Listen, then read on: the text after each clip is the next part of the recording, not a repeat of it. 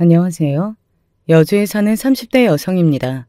사람은 고쳐 쓰는 것이 아니라고 하지만 그래도 참교육해야 다른 사람들 피해를 주지 않은 것 같아요. 좋게 좋게 말해서는 알아먹지 못하는 사람들이 있네요. 며느리가 일꾼인가요? 새로운 가족이잖아요. 저희 시모는 며느리를 가족으로 받아들이는 것이 아니라 고용인으로 취급하는 통에 제가 이혼을 선택했습니다. 남편은 제가 너무 괴로워하니 이혼을 받아들이더군요. 얼마나 괴로웠냐고요? 넌 말이 너무 많아. 그냥 시키는 대로 해라 좀. 시모가 저를 보고 하는 말이었습니다. 무지성 며느리가 편하다고 하네요. 그게 무슨 말이냐면요. 며느리는 생각도 하지 말라는 겁니다. 무슨 노예도 아닌데 말입니다. 나중에는 원형 탈모에다가 시모랑 비슷한 나이대 어르신들이 무섭기까지 하더라고요. 그러니 살 수가 없었어요. 그런데 이혼 후 꿈에 보기도 짜증나는 시모가 저를 찾아왔습니다. 제가 이혼한 줄 모르고 대뜸 저한테 놀고 있으니 시부 간병을 하라니요. 집에 있으면 노는 겁니까? 하긴 지금 그 아줌마 눈에는 아무것도 안 보이겠죠. 오죽했으면 아들도 이혼 이야기를 안 했을까요? 저는 화가 나서 시모한테 한바탕 퍼붓고 말았습니다. 이제 남남이니 당장 꺼지라고요. 아무리 그래도 시모였는데 너무하지 않냐고요? 아닙니다. 시모라는 사람이 저한테 어떻게 했는데요. 꺼지라고 했다고 앙심을 품고는 제 가게에 와서는 난리를 피워댔어요. 그래서 저도 참지 않고 제대로 대응했더니 10년 전 체중도 단번에 내려갔습니다. 진즉 헤어지기 전에 이랬어야 했는데 역시 한 번쯤은 따끔한 맛을 봐야 사람을 무시하지 않겠죠. 여러분, 그럼 제가 어떻게 했는지 한번 들어보시겠어요? 저는 5년 전 새로 입사한 회사에서 남편을 만났어요. 회사 동기라 신입사원 오리엔테이션부터 서로에게 관심을 가졌거든요. 남편은 저보다 2살 많았고 조용한 사람이었습니다. 제가 활달하고 사람들과 어울리는 걸 좋아했는데 그는 늘 말이 없었어요. 그렇게 서로 다른 모습이 끌렸나 봅니다. 연애한 지 2년 만에 결혼하자는 말도 제가 먼저 했어요.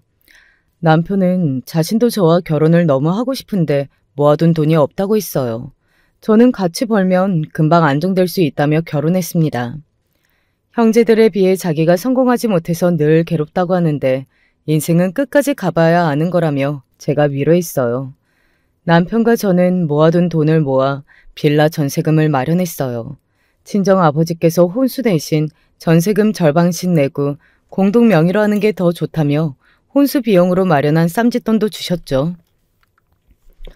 저는 결혼에 기대가 있었어요. 지금 생각하면 위험하긴 했어요. 외로움을 결혼으로 해결하려면 안 되는데 말이에요. 대학 때부터 자취생활로 혼자 살았기도 했지만 무엇보다 엄마가 회사에 입사하자마자 지병으로 돌아가셨습니다. 그때 장례식장에서 남편이 저를 많이 도와줬어요. 그런 모습도 제가 결혼을 결심한 이유였죠. 결혼을 한 후에 저는 엄마가 없다는 부재를 뼈저리게 느꼈습니다. 어디에 하소연할 곳이 없더라고요.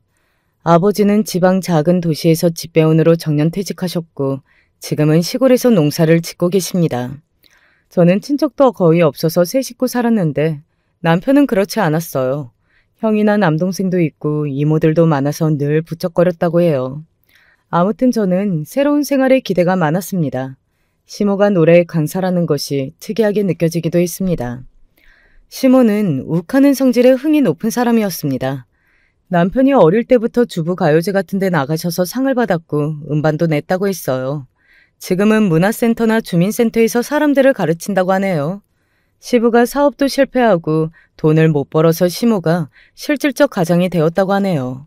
저와 결혼을 반대는 안 했지만 그렇다고 반기는 느낌도 아니었어요.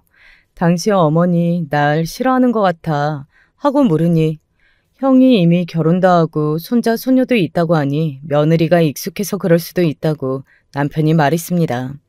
그때는 다 믿고 말았죠. 시모는 그냥 며느리 알기를 동네 똥개보다도 못한 존재로 아는 사람이었어요. 막대해도 되는 사람이 며느리라고 알다니 기가 막힐 노릇이죠. 상견례 때는 저를 기죽이려고 하는 건지 밤무대 가수 뺨치는 옷이랑 화장까지 하고는 자기 동생들까지 다 데리고 오셨습니다. 시모는 언행에 필터가 없는 사람이었어요. 시부는 그런 걸 가만히 보고만 있으시고 별 말씀도 없었네요. 시모는 계속해서 떠들고 웃고 친정아버지와 저는 정신이 없을 정도였죠.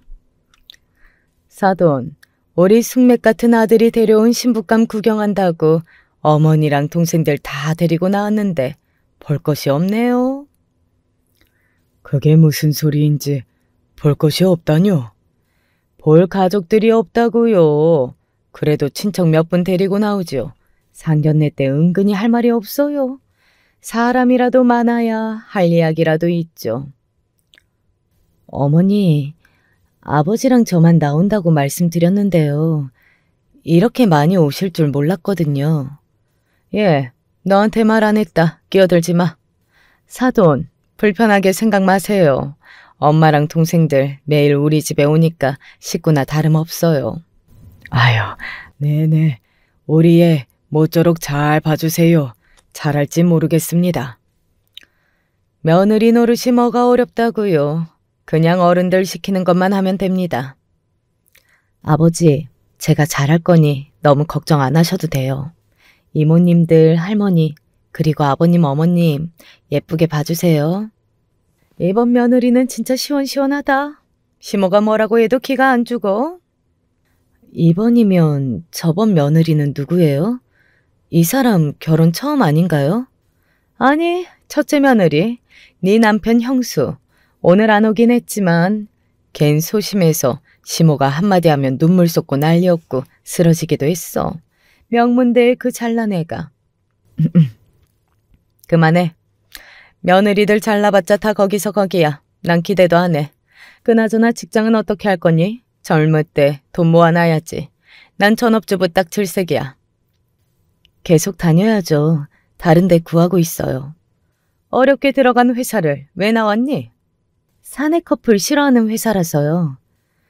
남녀 그렇게 건물에 모아놓고 다 눈이 맞는 거지. 웃긴 회사네. 암튼 벌어야지. 나도 집에만 있으니까 좀 있으시던데. 사돈은 땅은 얼마나 되세요? 네.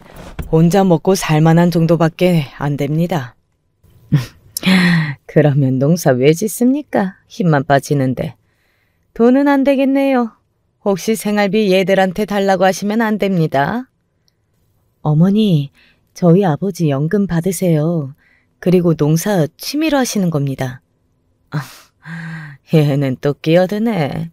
취미로 농사 지으면 몸이 망가지지. 아버지 용돈은 네가 벌어서 하는 걸로 해라. 우리 아들 돈 말고. 네, 그럼요. 어머님 용돈은 어머님 아드님이 드리는 걸로 할게요. 저도 살살 웃으면서 말했어요. 안 해도 되는 말을 자꾸만 하시던데 저라고 참을 필요는 없으니까요. 다행히 하나도 안 지는 거냐? 시모가 호탕하게 웃는 것으로 마무리됐습니다. 시모의 거침없는 언행에 처음에는 이 결혼을 엎을까 했지만 시댁과 신혼집이 멀기도 했고 다들 바쁘신데 설마 자주 만나지 않을 거라는 순진한 생각도 있었어요. 정말로 시모는 거침이 없었죠. 남편 말로는 막말은 해도 마음은 그렇지 않고 뒤끝도 없고 가식도 싫어하신다고 했어요. 하지만 그건 남편 생각이었고 시모는 자기가 당한 일은 반드시 갚고 뒤끝도 심했습니다. 회사는 남편을 위해 나온 건 아니었습니다. 솔직히 업무가 저랑 맞지 않았어요. 2년 동안 회사 사람들 모르게 연애하느라 힘들었는데요. 회사가 보수적이다 보니 사내 커플을 별로 좋아하지 않더라고요. 회사는 제가 그만두는 걸로 일단락되었지만 집이 문제였습니다. 자기야, 우리 큰일 났어. 전세금 사기였대.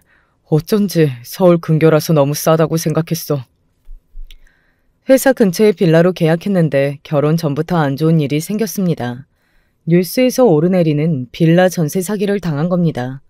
1억 8천 정도의 전세를 계약하고 저는 기분이 좋았습니다. 남편 회사 근처였고 시댁과는 정말 멀리 떨어져 있는 집이었어요. 하지만 저와 남편의 돈이 절반씩 들어갔는데 그것이 우리 부부의 전 재산이었습니다. 이미 집주인이 도망쳤고 경찰이 나서서 수사한다고 하지만 다 돌려받기도 어려웠어요. 남편이 왜 일을 그렇게 했는지 정말 화가 났지만 사기를 당한 사람한테 화를 낼 수도 없었습니다.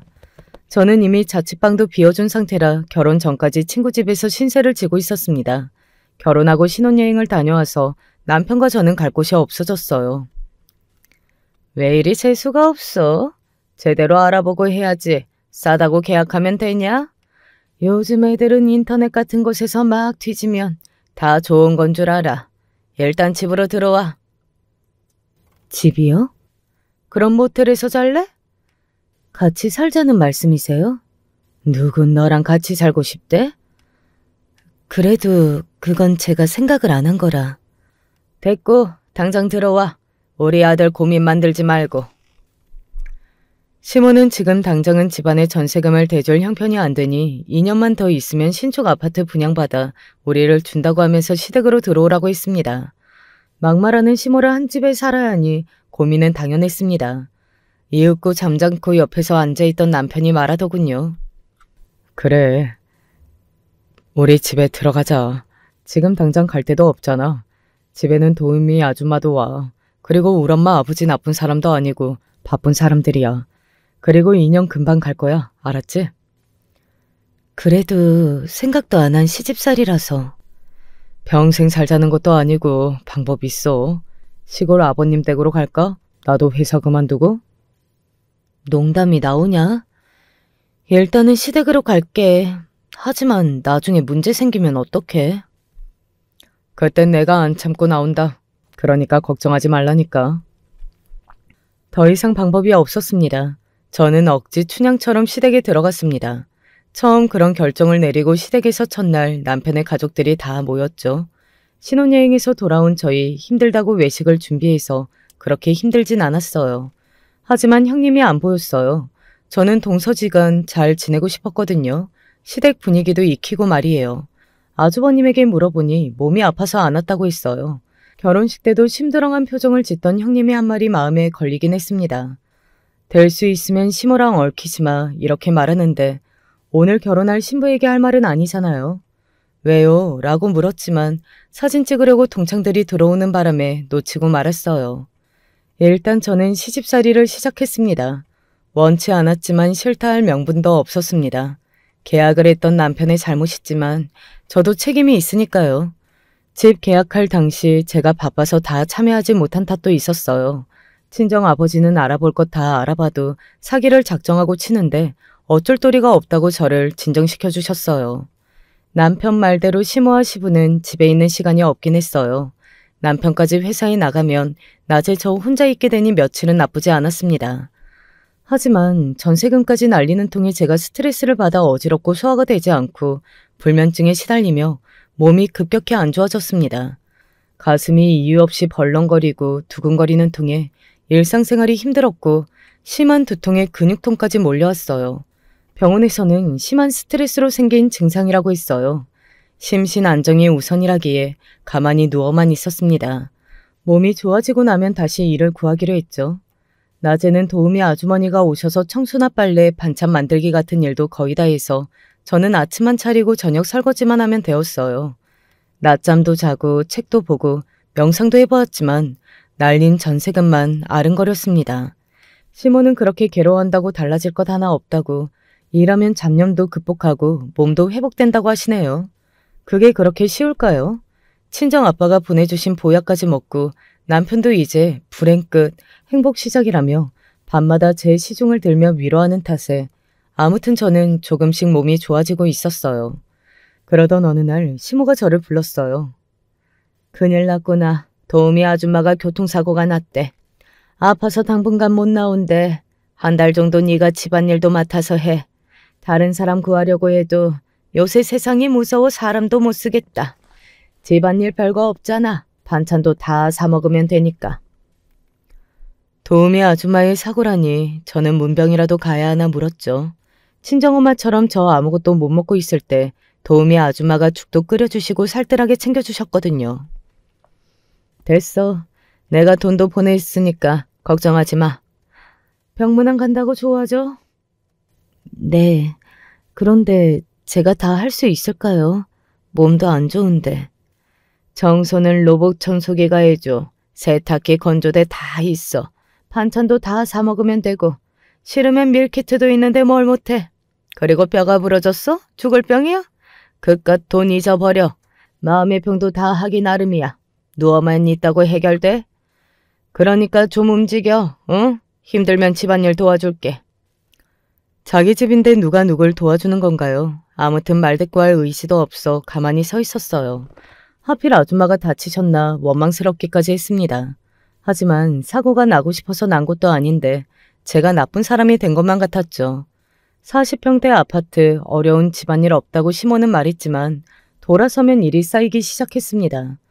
저는 며칠 있으면 도우미 아줌마 오겠지 싶어 군소리 없이 청소며 빨래를 했습니다. 도와준다는 시모는 강의를 마치고 오면 목이 아프다, 발바닥이 아프다, 머리가 아프다며 방에서 꼼짝도 안 했습니다. 남편이 설거지며 청소를 도와준다고 하지만 새벽 출근하는 사람을 막 시킬 수는 없었습니다. 한 달이 지나도 도우미 아줌마가 복귀하지 못했어요. 사고 후유증으로 며칠 더 있다고 온다고 했는데 저는 사람을 구해내야겠다고 나섰죠. 예, 사람이 왜 그러니? 그 아줌마가 금방 온대. 여기 아니면 일할 곳 없다는데 걱정이 태산이래. 일자리 없을까봐 자리에 누워서 매일 나한테 전화하는데 왜 그래? 그러니까 임시로 사람을 쓰자는 거죠. 사지 육신 멀쩡한 며느리 두고 미쳤니? 아니 내가 1년을 하래. 몇 주 더 일하는데 왜 못해? 그리고 난 다른 사람 우리 집에 오는 거 싫어. 일하기 싫으면 싸도 아줌마 오면 하라고 하면 되잖아. 이렇게 딱 잘라 말하는 시모 때문에 저는 꼼짝없이 밥하고 빨래, 청소, 쓰레기 버리기 등등 모든 집안일을 했습니다. 싸두라뇨. 그게 말이 됩니까? 제가 아무리 마음의 병을 얻었다고 하지만 집안을 개판으로 만들 순 없었습니다. 하지만 일을 하다가도 가슴이 두근거리고 식은땀이 막 흐르기도 하며 이유 없이 불안하고 초조해지기도 했습니다. 약으로 버티면서 하루하루를 보낼 수밖에 없었습니다.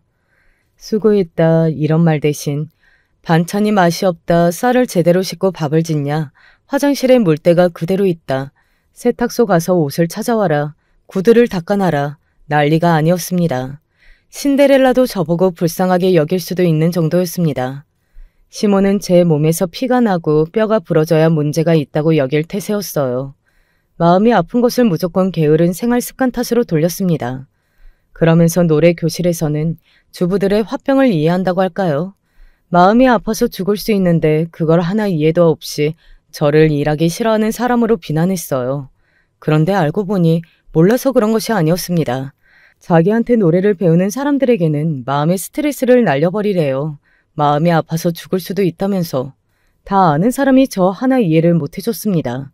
전세 사기라도 범죄를 당한 건데 트라우마는 당연히 있는 건데 말입니다. 그러던 어느 날 이제는 하다하다 매니저 노릇을 시켰습니다.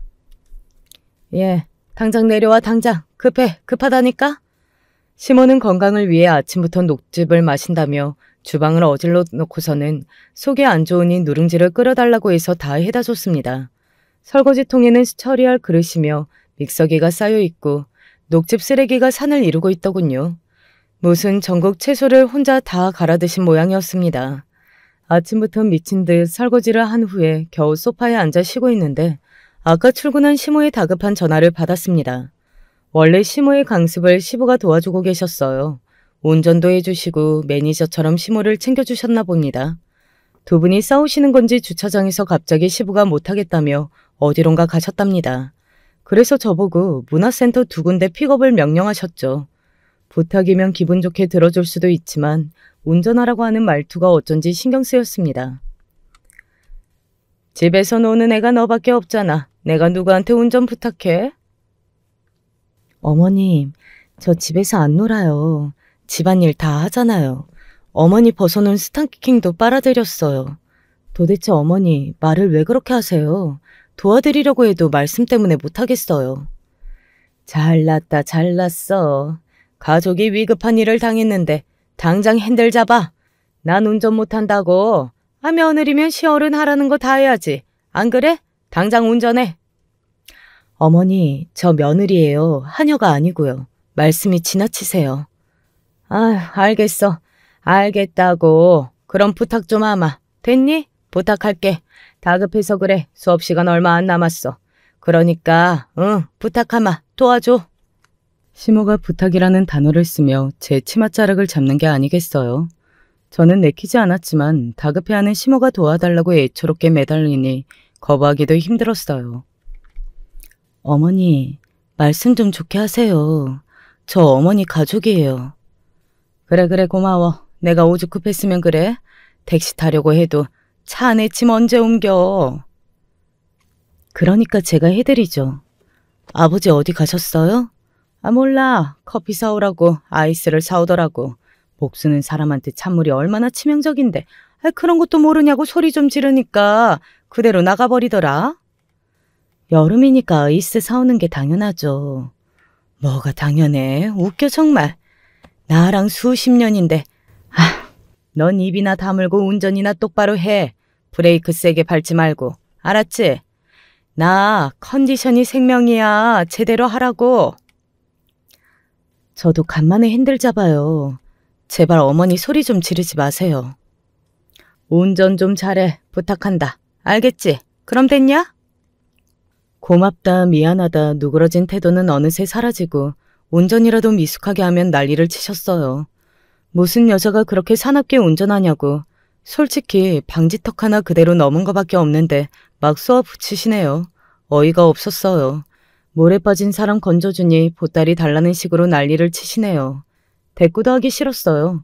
얼른 운전하고 집에 가고 싶었죠. 겨우 문화센터에 내려드렸는데 시모는 같이 올라가자고 하시더라고요. 제가 대답도 안 했는데 이미 시모는 제 손가방을 낚아채듯 가지고 갔어요. 가방 안에 핸드폰이나 카드가 있으니 어쩔 수 없이 어머니를 따라 들어갔죠. 사람을 조련하는 방법도 여러 가지 알고 계시는 것 같았어요. 제가 가방 주세요 말도 하기 전에 마트 안 문화센터 담당자에게 며느리랑 함께 왔다며 얘가 같이 안 와도 되는데 굳이 오겠다고 했다고 거짓말까지 하시네요. 사람들 우르르 몰리더니 이런 며느리가 어디 있냐. 정말 잘 얻었다. 좋겠네요. 강사님은 이런 소리까지 쏟아졌습니다. 사람들 앞에서 시모에게 대들 수가 없어 가방 달라는 말도 하지 못했죠. 심각한 문제는 그 후부터였어요. 강의실에 들어오라고 하시고는 심부름을 시키는 겁니다. 사람 많은 곳에서 싫다고 할 수도 없고 물 떠오면 악보 복사하라 시키고 스타와 매니저 사이도 아닌데 에어컨 바람 강하니 목수건을 가져와라. 립스틱 번졌으니 화장 고쳐라. 난리가 아니더군요. 제가 조금만 늦어도 호통이 이만저만이 아닙니다. 그러다가 사람들이 모이면 애가 우리 며느리다. 진짜 착하다 하면서 잘해주시는 거 있죠. 그렇게 저를 들들 볶으면서 강의를 다 끝냈습니다. 중간에 도망도 못 가게 가방도 일이 다 끝나면 돌려주시더군요. 어머니, 이러지 마세요. 초등학생도 아니고 가방을 뺏는 게 어디 있습니까? 네가 말을 안 들으니까 그렇지. 너도 어지간히 말대꾸 하는 거 알아? 하나도 안 져. 어머니, 어디 사람들한테 물어보세요. 제가 말대꾸를 하는 건지 어머니가 심한 건지. 사람 사는 거 다 달라. 물어보긴 뭘 물어봐. 아무튼 고맙다. 살다 보니 며느리 본 보람을 느낀다니까. 오늘 저녁에 외식하자. 시켜 먹는 것도 치워야 하니 외식이 낫지. 거 봐라. 내가 이렇게 너 신경 쓴다. 아니 모르니? 2번만 신경 써주시다간 큰일 나겠네요. 내일 먹을 아침도 사갈 거니까 그리 하라. 아줌마도 금방 온다니까 조금만 참아. 어머니, 아버님 어디 가셨는지 연락하세요. 제 전화는 안 받으세요. 그나저나 내일은 어떡해요? 택시라도 불러드려요? 오늘 나 며느리 있다고 그렇게 광고했는데 무슨 택시야? 그러지 말고 나 좀 도와줘. 내가 매일 해달라고 하니? 진짜 일주일만 부탁할게.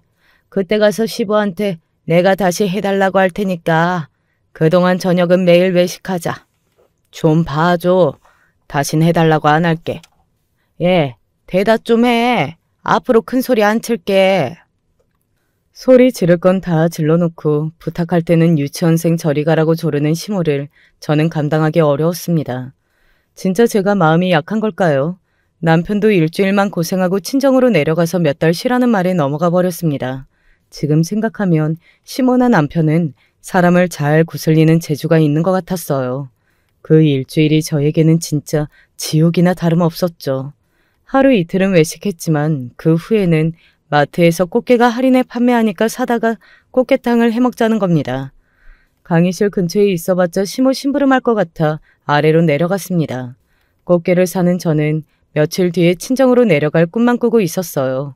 저는 꽃게탕이면 되는 줄 알았는데 시모는 그 후에도 불고기에 파스타까지 다양한 저녁 메뉴까지 정하셔서 장을 보라고 하셨어요.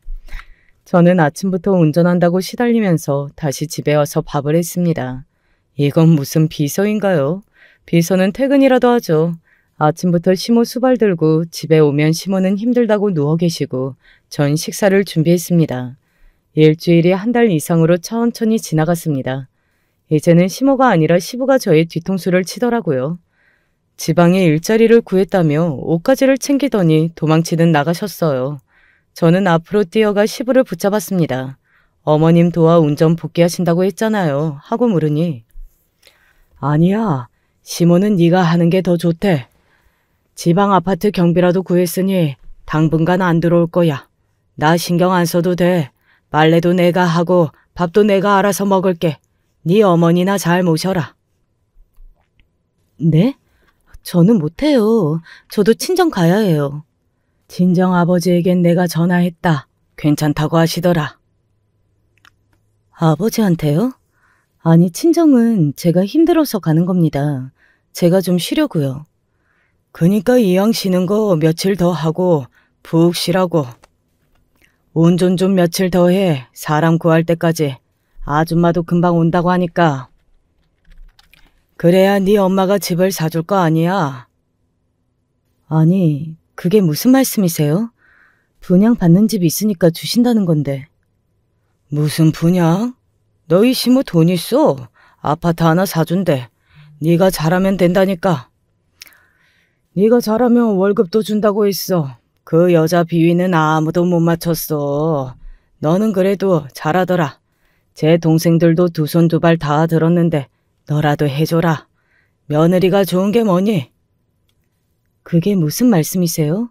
오래 산 가족도 못한 걸 제가 어떻게 합니까? 며칠이라도 해라. 시아버지 명령이야.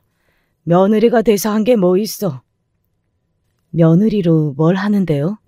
며느리한테 무슨 기대하시는 건데요? 네? 자세한 건 네 시모한테 말해. 난 간다.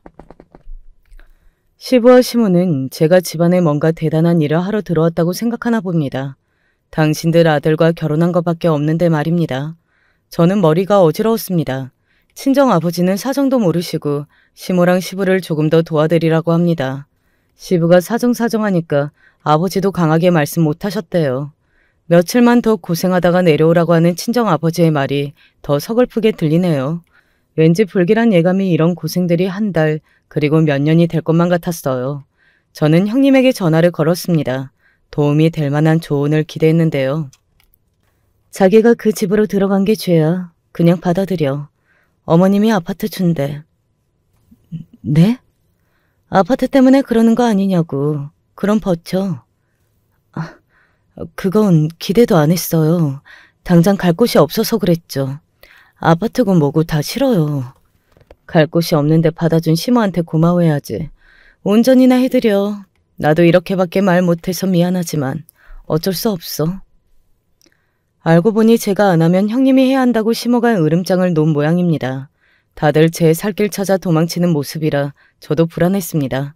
죽어도 운전이고 집안일도 못하겠다고 시모에게 이야기했습니다. 그랬더니 시모가 울기 시작합니다.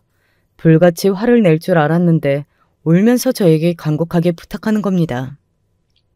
예, 너 진짜 며칠도 못하니?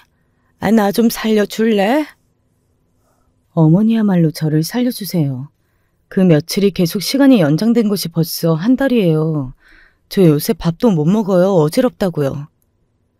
뭐 사줄까? 그 말이 아니잖아요, 어머니. 저도 힘들어요. 구직 활동도 해야 하고 저도 준비가 필요한데 자꾸 시간이 뺏기고 스트레스는 스트레스로 쌓이고 그래요.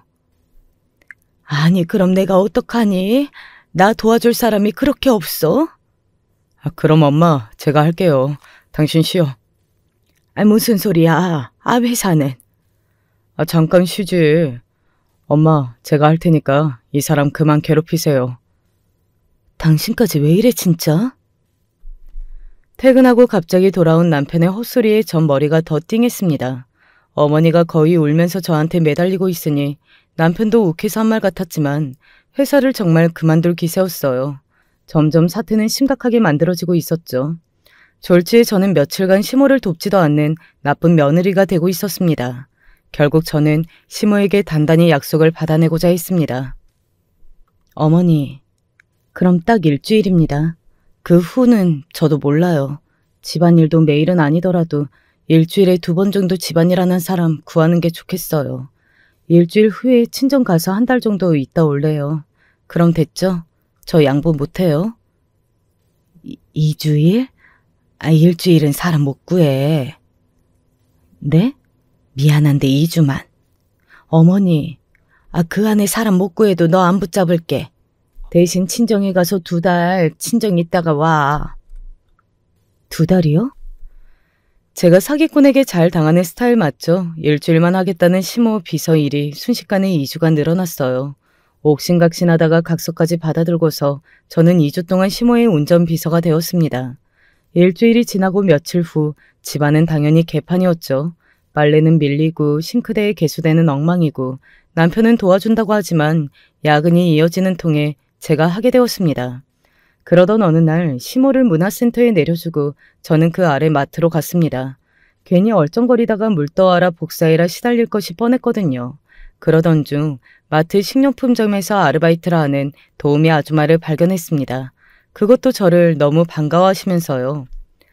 세대, 어머 아줌마 사고 났다면서요. 괜찮으세요? 아니요, 무슨 사고? 아무 일도 없었어. 사고 나셔서 지금 병원에 있다고 그래서 우리 집 일 못하신다고. 아니에요? 아니야, 세댁. 난 계속 하고 싶은데 갑자기 사모님이 그만하라고 했어. 네? 세댁이 이제 집안일 다 할 수 있다고 했다던데? 며느리로서 할 일을 하겠다며. 뭐라고요? 세댁 몸 안 좋다며. 괜찮아졌어? 난 여기 슈퍼에서 일해. 얼마 전부터. 시모는 제가 집안에서 가만히 있는 것이 싫었던 걸까요? 이렇게 거짓말을 했다니 어이가 없었습니다. 저는 당장 시모를 찾아가 따지고 싶었지만 문화센터로 올라가니 강의실 안에서 신나게 노래를 부르고 계시네요. 문을 열고 당신 진짜 뭐야 하고 싶었지만 이성을 찾기로 했습니다. 그런데 말입니다. 강의실 앞에서 듣자니 적반하장도 유분수지. 제가 하고 싶은 말을 시모가 하는 게 아니겠어요? 노래교실 여러분, 오늘 또 얼마나 스트레스 쌓였겠어. 특히 시어머니 등살에 못 견디겠죠? 며느리가 무슨 하녀도 아닌데 이리저리 시키는 것도 보기 싫고 그렇죠. 하여간 시모는 왜 그렇게 며느리 하나 못 잡아먹어서 안달이야? 며느리는 가족인데 말이야. 오늘 그 열받은 거 다 풀고 가자고. 하나, 둘, 비 내리는 호남선, 완행열차에. 회원들은 좋다고 깔깔거리며 노래를 따라 부르네요. 아니 그러고 싶을까요? 밖에서 며느리가 속이 타들어가는데 말이에요. 자기는 며느리랑 친구처럼 지낸다고 하고 시집살이 오히려 당신이 한다는 둥 거짓말을 이야기 짓듯이 막 하는 시모가 끔찍했습니다. 저와 시모가 친구? 미쳤어요. 미쳤어. 저런 막무가내랑 친구를 할 일도 없었습니다. 게다가 회원들은 저를 보고 화통한 시어머니 만나서 좋겠다며 제 속도 모르는 소리만 합니다. 어쩌면 그게 더 미치는 순간이었어요. 저는 돌아오는 차 안에서 선전포고를 날렸습니다. 어머니, 저 둘 다 못해요. 집안일 운전. 오늘부로 끝냅니다. 왜 또 이래? 날짜 있는데 말이야. 각서 다시 꺼내봐라. 응? 제가 오늘 도우미 아줌마를 봤어요. 아주 건강하시던데요. 제가 집에서 가만히 쉬는 게 그렇게 꼴보기 싫으셨어요? 난 또 뭐라고. 나는 널 위해서 그런 거라니까. 매일 그렇게 우울하다며 집에 누워있으면 쌀이 나오냐 떡이 나오냐. 그렇게라도 안 했어봐. 너는 맨날 힘들다고 질질 짜겠지? 그걸 말씀이라고 하세요? 며느리는 아파 죽겠는데 일 시키시는 시모가 어딨어요. 전 오늘 밤 당장 친정 갑니다. 내일은 어쩌라고. 누가 운전해? 거짓말 하셔놓고 그 운전이 중요해요? 택시 타고 가시면 되잖아요. 넌 동기한 줄 모르더라. 그러니까 사기를 당한 거니? 그리고 너 집에서 노는데 왜 택시를 타? 도우미를 써. 며느리가 집에서 팽팽 놀고 있는데. 저는 더 이상 참지 못하고 차를 갓길에 세웠습니다. 그대로 가다간 큰 사고가 날 것만 같았어요. 저의 이성의 끈이 서서히 약해지고 있더라고요. 저는 운전석 옆에 있는 생수를 마시곤 호흡을 고르며 말했습니다. 놀긴 뭘 놀아요. 도우미 아줌마 안 계시는 주말에는 누가 일을 했어요? 아침 식사는요? 저녁 설거지는 누가 하는데요? 저도 할 만큼 다 했어요. 그리고 일을 쉬는 거지 그게 노는 겁니까? 치사해. 대한민국 며느리면 다 하는 일이야. 집안일을 그렇다고 치고 운전 어려워? 너 내가 집 사준다고 했지? 그게 다 노래 강습 덕분이야. 도와줘야 너 이 집에서 빨리 나갈 수 있다고. 아니요. 집 주지 마세요. 제가 벌어서 준비할게요. 집도 구하고 직장도 다 구할 수 있어요. 뭐야? 그게 며느리가 할 소리냐? 그럼요. 자립적으로 살겠다는 소리잖아요. 집으로 돌아온 저는 짐을 쌓기 시작했습니다. 친정에 가서 정신을 가다듬고 다시 시작하는 것이 맞는 것 같았습니다. 저는 현관에서 신발을 신고 나가려고 하는데 시모가 문을 막아서는 게 아니겠어요. 진짜 간다고? 얘 너 미쳤니? 며느리가 돼서 네가 나한테 해준 게 뭐 있냐? 입만 살아서 그냥 상견례 때부터 툭툭 말 끼어들고. 그치? 도대체 뭘 배우고 온 거야 친정에서? 하라는 대로 고분고분하지도 않고. 그러면서 시모는 검지로 제 이마를 툭툭 치는 게 아니겠어요. 아프지는 않은데 진짜 기분이 상하는 행동이잖아요. 제가 고개를 돌려도 계속 그렇게 툭툭 치고 있었어요. 제가 째려보니 그제야 멈추시네요. 뭐 하세요? 이제 저 때리시는 거예요? 시끄러워. 시키는 대로 해. 내가 미쳤다고 며느리 본 줄 알아? 왜? 하녀를 하나 고용하시죠? 안 닥쳐 이게 진짜. 시모는 이번에는 주먹을 쥐고 제 머리를 쥐어받는 게 아니겠어요. 아픈 건 아니지만 기가 막혀 그만둬요 라며 시모를 툭 하고 밀쳤습니다. 힘도 많이 준 것도 아닌데 시모는 맥없이 쓰러졌습니다. 그러다 신발장 모서리에 일부러 머리를 부딪히는 게 아닙니까? 머리에서 피가 나긴 나는데 헐리우드 액션은 여기서 창조된 것이 분명했습니다. 머리가 깨진 것도 아니고 장식장 모서리에 긁혔는데 다쳤다며 고래고래 소리를 지르기 시작했어요. 이게 나를 치네 쳐? 아주 못돼 먹었구나. 나쁜 년아. 네 아들 꼬셔내더니 이제는 나를 쳐? 응? 이 나쁜 년아. 치긴 누가 쳤어요. 어머니가 혼자 넘어지고 자빠지고 하신 거잖아요. 그리고 때린 건 어머니가 먼저였어요. 아세요? 띠리릭 현관문 열리는 소리가 들리기 시작했어요. 퇴근한 남편이었습니다. 제가 일찍 들어오라 문자를 남겼는데 헐레벌떡 뛰어온 모양입니다. 이 대치 장면을 쳐다보더니 저를 황급히 데리고 나왔어요. 어머니가 피를 흘리는 모습을 봤는데도 화를 내지도 않고요. 그러더니 남편은 저를 자신의 차에 태우더니 친정에 데려다 준다는 것이 아니겠어요. 자기 엄마는 머리에 피가 나고 있는데 말이에요. 친정 가서 좀 편히 쉬고 오라면서 미안하다고 하는데 저는 직감했습니다. 이런 일이 한두 번이 아니구나 싶었어요. 어머니가 나한테 맞았다는데 다짜고짜 뭐가 미안해? 미안해. 형수하고도 싸운 적 있는데 그때도 이랬어. 혼자 막 자해하고 형수가 때렸다고 뒤집어 씌우고. 그때는 현관에 CCTV 녹화 영상 보기 전에는 형수한테 다들 뭐라고 했지. 아무튼 당신이 때릴 사람이면 우리 엄마 진즉에 맞았지. 안 그래? 힘들었지? 이렇게 다 알고 있었으면 언지를 줬어야지. 어머니 조심하라고. 그런데 운전을 시켜? 문화센터에는 보는 눈이 많잖아. 그래서 이 정도는 아닐 줄 알았지. 그리고 다 말하면 결혼 모른다고 하면 어쩌냐. 나 이제 당신 없이 못 살아. 내가 다 처리할 테니까 친정에 가 있어. 알겠지? 저는 결혼한 지 3개월 만에 이렇게 시댁을 나왔습니다. 신혼생활을 제대로 망친 거죠. 친정으로 가서도 한동안 스트레스가 해소되지 않았습니다. 시모의 사람 무시하는 행동이 자꾸만 생각났죠. 도대체 제가 무엇을 잘못해서 그런 대접을 받아야 할까요? 스트레스가 심해서 원형 탈모도 발생했어요. 나이든 아줌마만 봐도 시모 생각에 몸서리가 났습니다. 남편은 친정에 올 때마다 제가 이렇게 망가질 줄 몰랐다며 미안하다고 싹싹 빌었습니다. 도우미를 거짓말로 내보내고 센터에 가서는 몸종 대하듯 사람을 부리고 충분히 그러고도 남을 사람이라는 겁니다. 남편이 이렇게 빌고 있으니 한편으로도 불쌍한 생각이 들었습니다. 저희는 없는 돈을 모아서 작은 반지하 원룸에서 다시 시작했어요.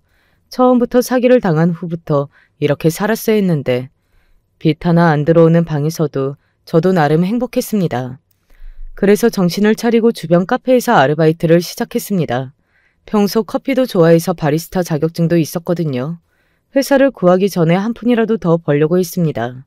여기서 아무 일도 없었다면 지금쯤 남편하고 잘 살고 있었을까요?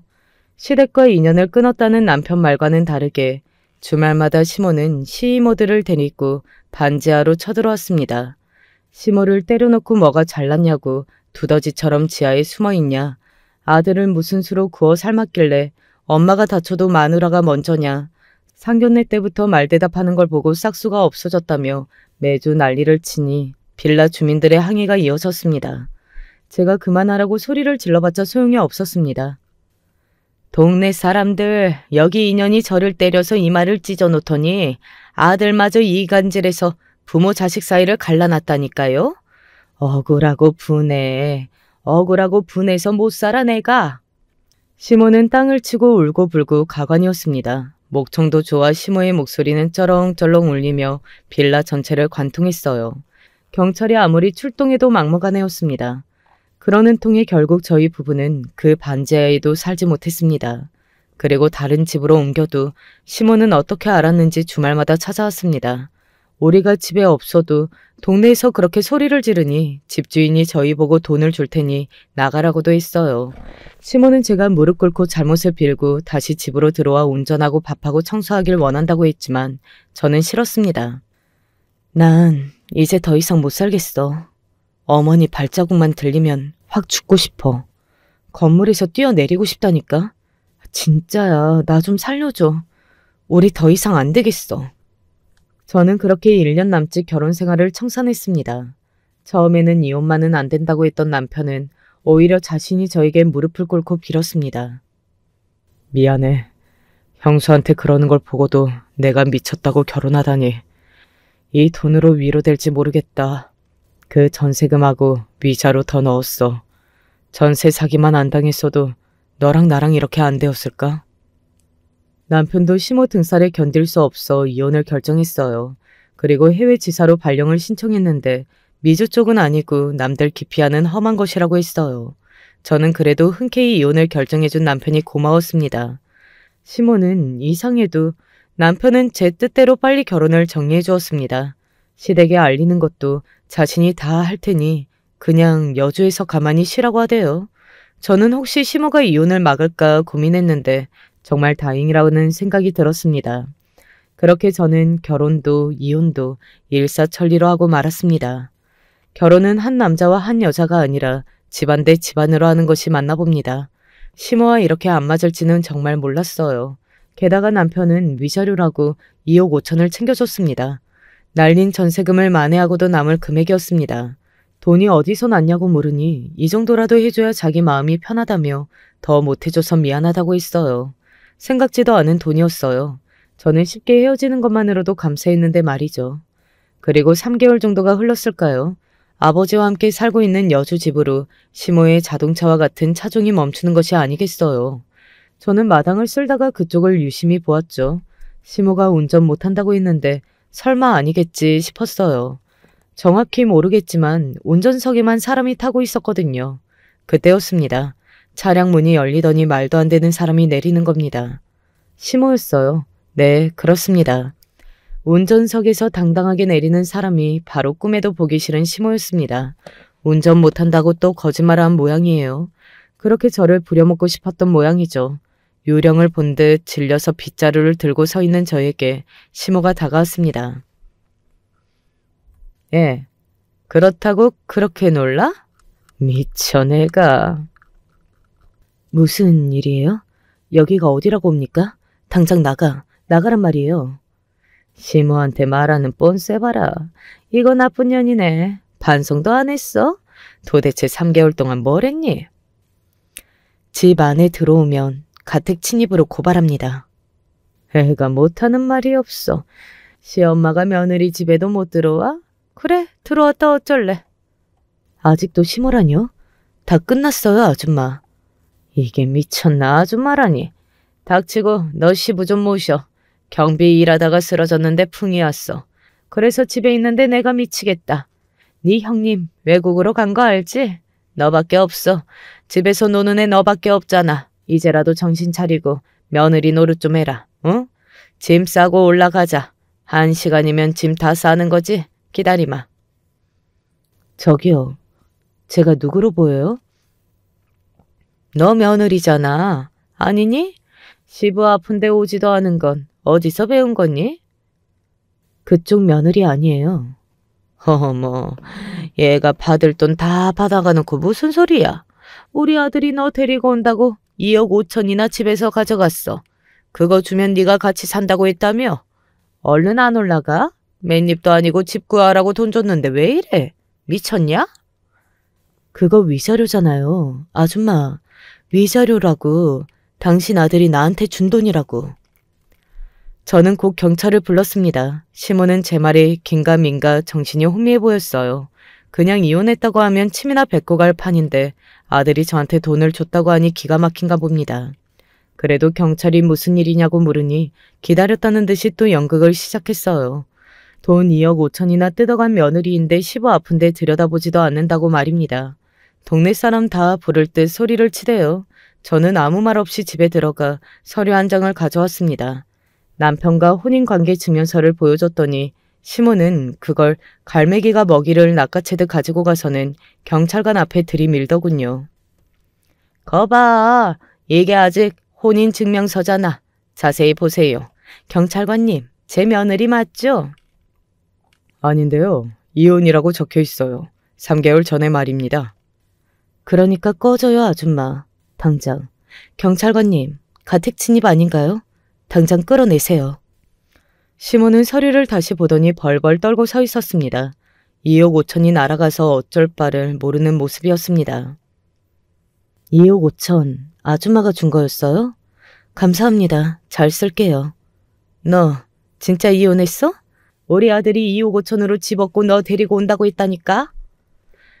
됐고, 이제 아들한테 가서 따져. 하긴, 아드님 어디 간지 모르죠? 시모는 그제야 땅바닥에 주저앉았습니다. 저는 아버지 오실 시간이 다 되는데 이 꼴을 보여드리기 싫더군요. 당장 사라지라고 말하고 집으로 들어가 버렸죠. 경찰은 당장 나가라고 시모를 차에 태웠습니다. 저는 창문에 서서 여자가 사라지는 뒷모습을 바라보았습니다. 얼마나 황망할까요? 자식에게 한 방 맞은 상황이요. 어떤 시모들은 자식 가슴이 비수를 꽂힐까봐 며느리들 눈치로 오히려 본다는데 저 여자는 진짜 자식도 사랑을 하는 건지 이해 불가입니다. 그런데 저는 시모를 미워하는 마음이 서서히 가라앉고 있지 뭡니까? 속이 통쾌했습니다. 전 남편이 그럴 줄은 정말 몰랐거든요. 순하게만 생각했는데 엄마한테 사기를 치다니 시모도 그렇습니다. 제가 2억 5천에 다시 그 지옥을 시작할 것 같았나 봅니다.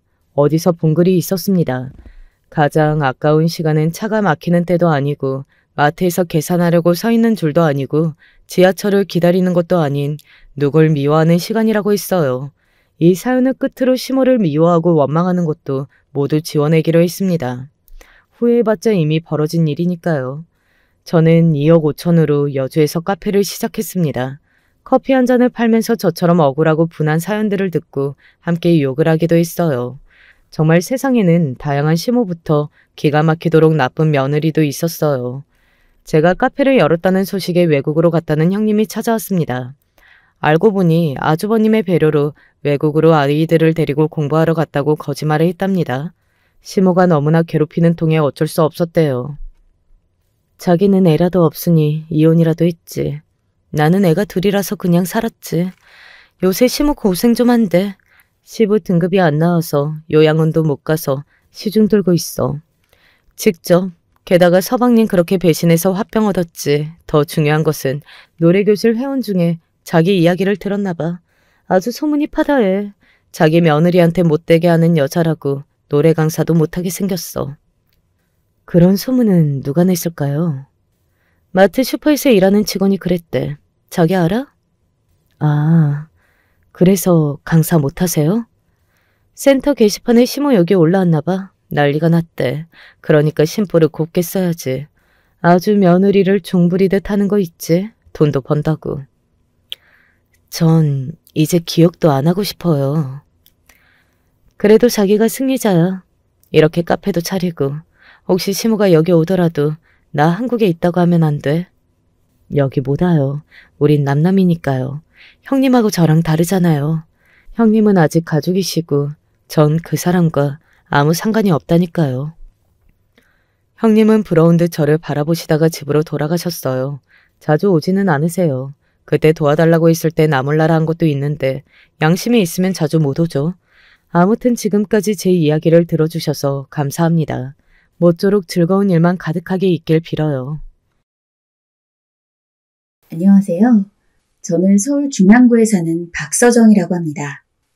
사연 채널에 제 이야기를 올리게 될 줄은 몰랐는데 최근에 저한테 참 드라마 같은 일이 생긴지라 여기에 올려보고 싶어 사연을 써봅니다.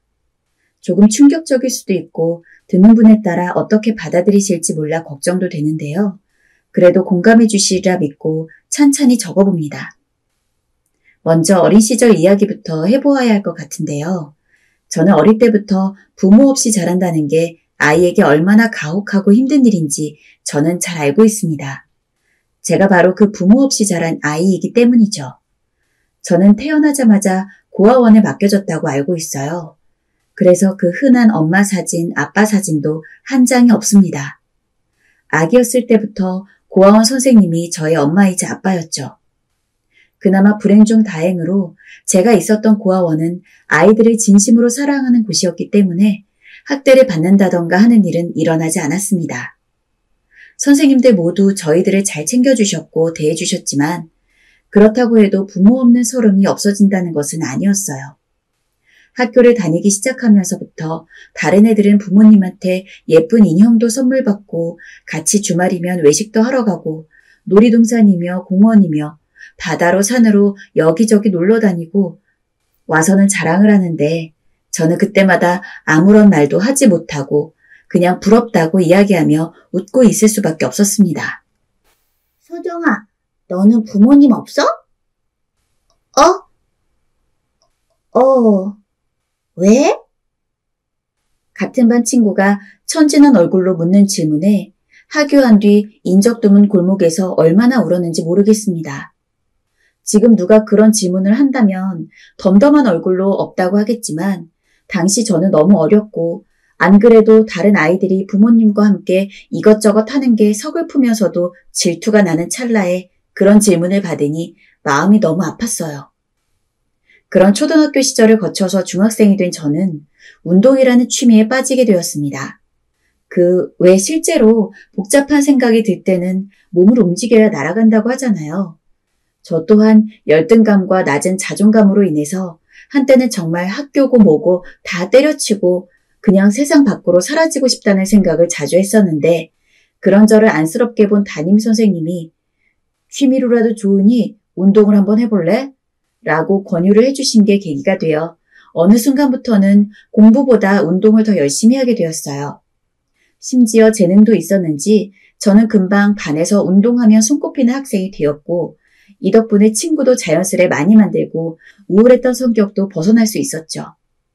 아마 그때 운동을 하지 않았다면 지금의 저는 없었을 거예요. 고등학생이 돼서는 열심히 알바도 하고 복싱장도 다녔는데 저는 그 복싱장에서 지금의 남편을 만나게 되었습니다. 남편은 저랑 동갑내기로 당시 빈약한 몸을 기르고자 복싱장에 처음 등록을 한 아이였어요.